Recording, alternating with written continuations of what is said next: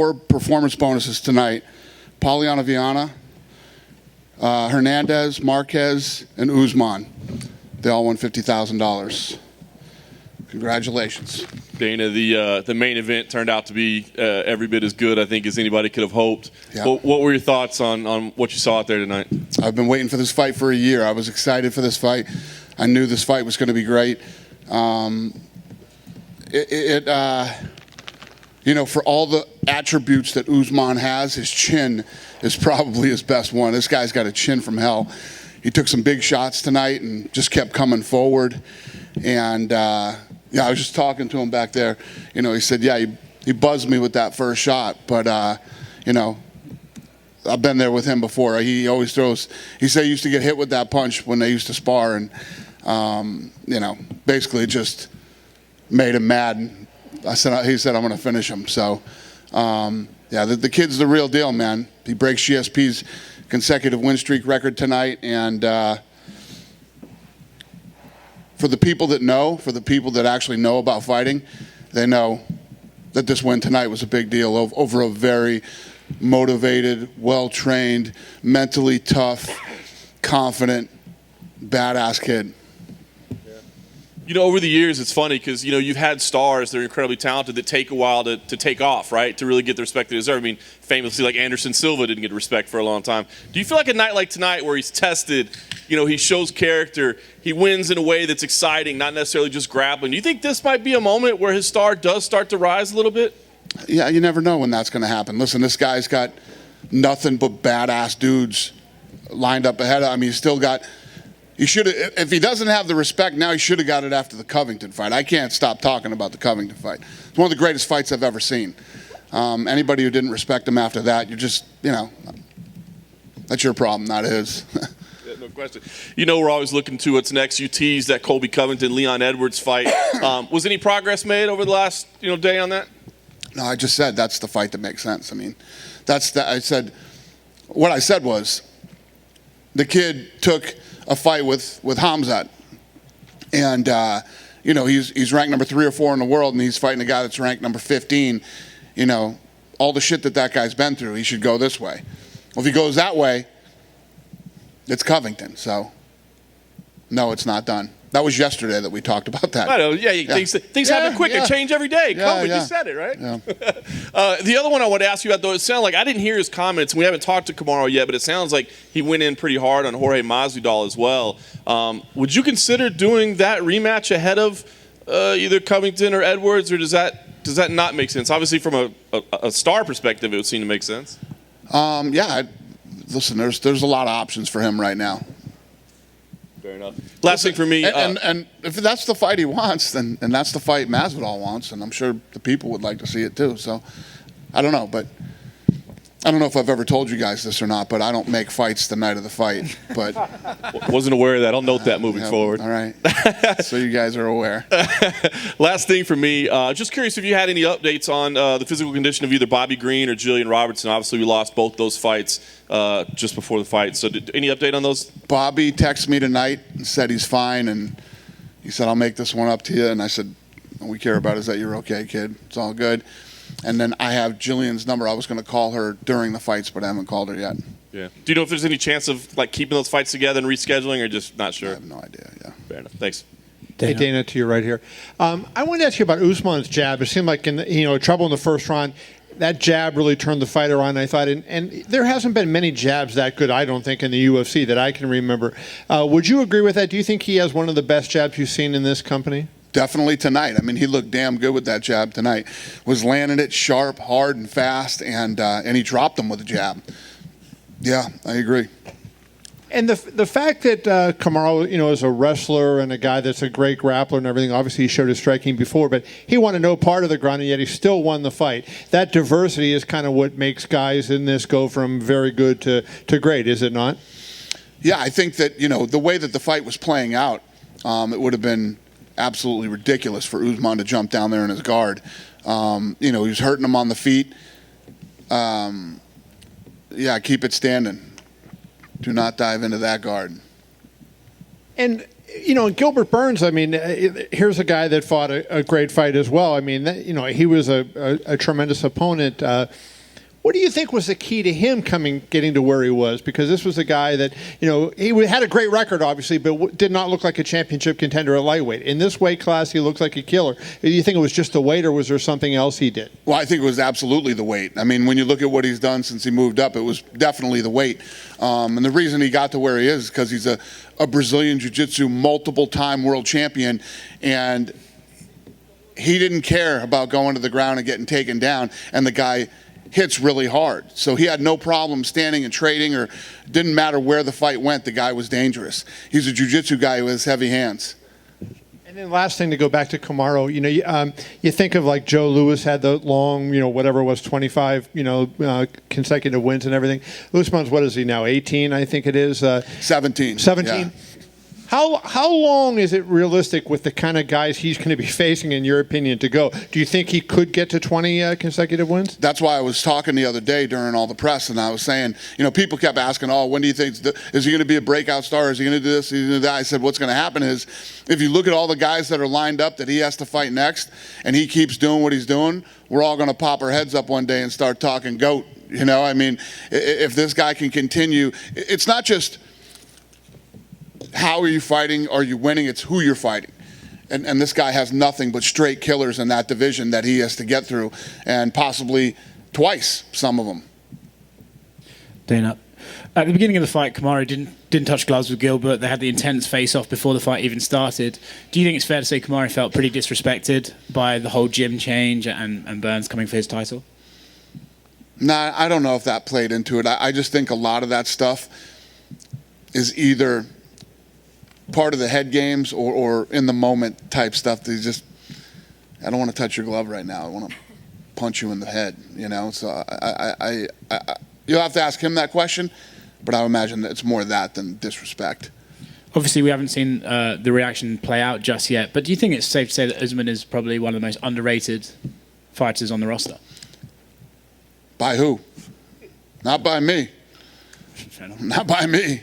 Yeah, maybe listen, when you look at what, like you guys asked me yesterday, the negative talk going into this fight or whatever, you have casual fans that will come in for the big ones, and then you have hardcore fans that will watch everything, and there's different groups of people that come and go. We can look at who's watching and know who watches, 10 a year, who watches this. We can do that with the pay-per-views. And you have totally different groups of people that come in for different fighters. And, the people that know. I mean, for anybody to say that Usman's not, you don't know anything about fighting. And that's okay. Maybe you just jump in and you like to watch it because it's the thing to do, and Connor's fighting or this guy's fighting. But if you know anything about fighting and you don't think that Usman is, you really don't know anything about fighting. And last thing for me, a special night for Bruce Buffer tonight. I was just going to give you the opportunity to say what Bruce means to your business and as a member of the brand. Yeah, I think that Bruce is one of the greatest of all time. In that clip that we did on him, I was talking about when we first took this company over and I came in and took over all the production, I was deciding who was going to stay and who was going to go. And, Bruce was one of the guys I obviously kept. And I thought that Bruce had great potential to be who Bruce is today. There's a lot of talk about, obviously, Kamaru possibly like a breakout star in the media and everything, but at what point do the odds makers have to start giving him these massive betting odds? Because he was minus 270 now. I thought they did. I mean, he was a 3-1 dog. I didn't think that this fight was 3-1. I didn't think it was because, in saying that, you're saying that Gilbert Burns is a 3-1. There's no way. Gilbert Burns is not a 3-1 dog, but Usman is that good. He was that good tonight. Then earlier on the night, if you're betting, you bet Gilbert all fucking day at 3-1. Yeah. You know what I mean? Anyway. Earlier on the night, Anthony Hernandez had a big submission win. Talking about odds, he was 30-1 to submit Rodolfo Vieira. So what'd you make of his performance? Incredible, man. Incredible. I mean, that was one of the fights that we picked to be a great fight tonight, and it was.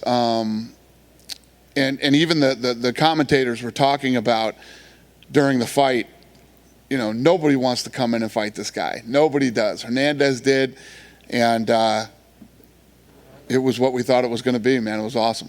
And then co-main event, what did you think of Alexa Grasso? She looked incredible tonight. Listen, Macy Barber is a gangster. This woman believes that she's going to be the champ before, and she comes back from her injury and she is ready to go. Grasso is a girl that we were looking at a long time ago. We thought like she's going to be the Ronda Rousey of Mexico. You know what I mean? She had a couple of speed bumps in her career, but boy, she's on point now. Her punching is crisp and clean, and the distance, that she kept, and she couldn't look any more perfect tonight, going against an absolute savage. Then finally, did you catch any streamers this time? I know you had a. So it's interesting because, you don't know how into this I am. I'm very, very into this, and.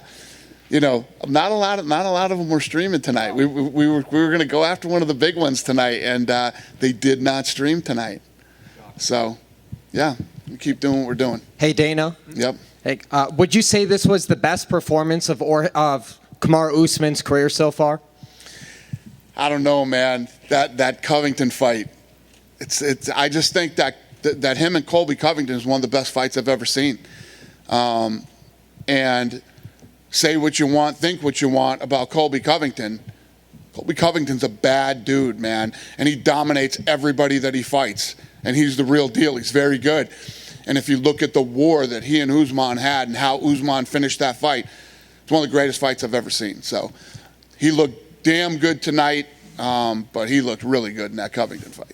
Jorge Masvidal's management just tweeted out, "Tough, let's do it" with Kamaru Usman. Do you like that? Kamaru Usman, Jorge Masvidal, the ultimate fighter this summer. Look at these guys making deals on Twitter. I don't know. I don't know what we're gonna do, but we'll see. And lastly, speaking of Twitter, Nate Diaz, he's been very vocal on Twitter. We don't have a matchup. He doesn't want to do 155. Talks about 170, trading barbs with Conor McGregor, Leon Edwards. Do we have any talks with Nate Diaz? Are we close to booking him? Why do you guys keep asking me about these guys? No. If we did, we'd announce it. We'd say it. You guys eat this shit up like fucking candy. Dana over here, on your left. Dana, obviously, Kamaru is very proud of his heritage. You have Israel Adesanya, also from Africa. Potentially Francis Ngannou could become heavyweight champion by the end of next month. Perfect world when everything reopens. Is 3 African UFC champions enough to make UFC Africa a reality? Yeah. Listen, I think I answered this question yesterday. When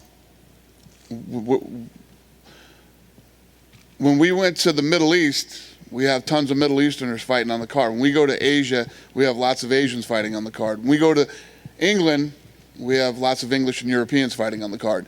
Yes, if we do a show in Africa, which we do we want to go everywhere. You guys have heard me say, I will do a fight everywhere on this planet, and Africa is one of those places. But to say that right now, I don't know enough about the future and what's going on and how fast this stuff will happen. In terms of growing the brand and everything else, how important is it to have those local fighters from around the world? Obviously, everyone wants a Conor McGregor to come to their country, fight in their town. But what does it mean to the brand to have a champion from that area to help grow the UFC there? Yeah, it's a big deal. Obviously, when you have a guy or girl who looks like you, talks like you, and comes from where you come from, and they are perceived as the baddest human being in the world, it creates a lot of interest in that area. It's the key to everything. It's big. That's Asia. The Weili Zhang thing is taking off, and we're starting to cultivate tons of good talent over there from the PI. And that's basically how this works and what we're going to continue to do. And I've told you guys, it's crazy how things work out. That whole land deal fell apart in Mexico right before the pandemic. It was a blessing in disguise. But I will find some places in Mexico. I will build performance institutes. I want to do one in Puerto Rico. I'm doing one in the Middle East. And that's what we do. It's what we're going to continue to do. My final question, were you able to talk to Tom Brady and congratulate him on his 7th ring? I did. I talked to him the next day after the Super Bowl. Yeah.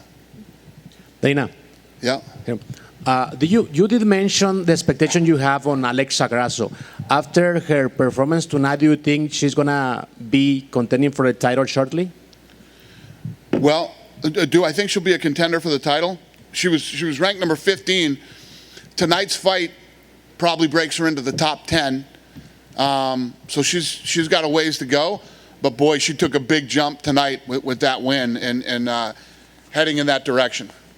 Okay, thank you. Yep. Dana, straight down the middle. Hi. So Kamaru is on track to be one of the most dominant champions in that division. He was also part of the Black History Month promo videos. Do you see him kind of taking the next step, like into maybe the Modelo commercials or other forms of like marketing and promotion outside of when he's actually fighting? Yeah, I mean, I think that's been the big topic of discussion here tonight. I mean, you know, at what point to those type of people start to recognize Kamaru Usman and how good he is? And he's a good guy. He's well-spoken, you know, good family guy. He's a great dad to his daughter. He's got an unbelievable backstory. Dresses really well too. I mean, he's the whole package. The guy's got the whole thing. It's just, you know, when are people going to notice? Well, people could be your friends over at Endeavor, right? People could be they're my friends. I mean, you are tied to Endeavor, and yeah, I'm also tied to 475 fighters that all need to be promoted. It's like, you know, to just say, oh, Endeavor can take them and do this and that. It's really not that easy, especially in this climate right now.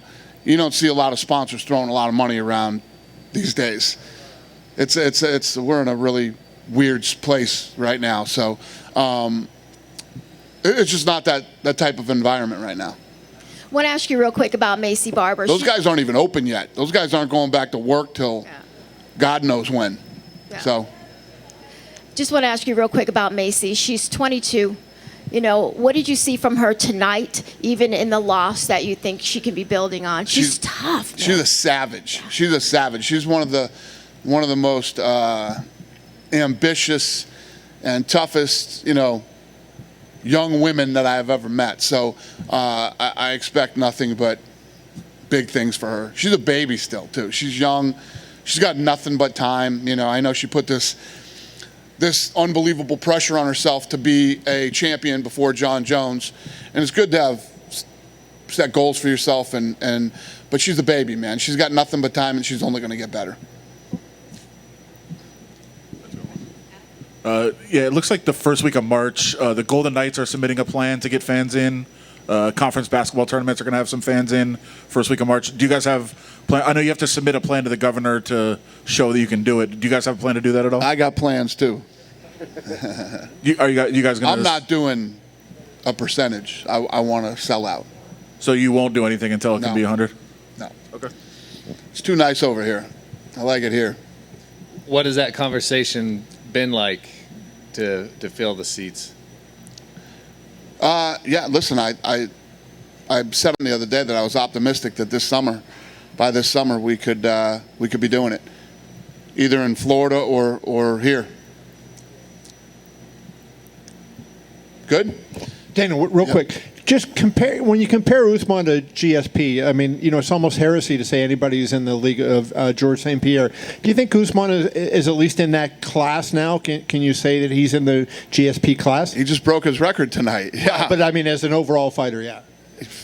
Absolutely. I mean, if you look at what he just did, he just broke his record tonight for consecutive wins. And if this guy keeps rolling, I mean, what we were saying earlier, if Usman can keep doing what he's doing, he's going to go down as the greatest welterweight ever. It's a fact. I mean, you just look at who he's fought and who he has to fight here in the future.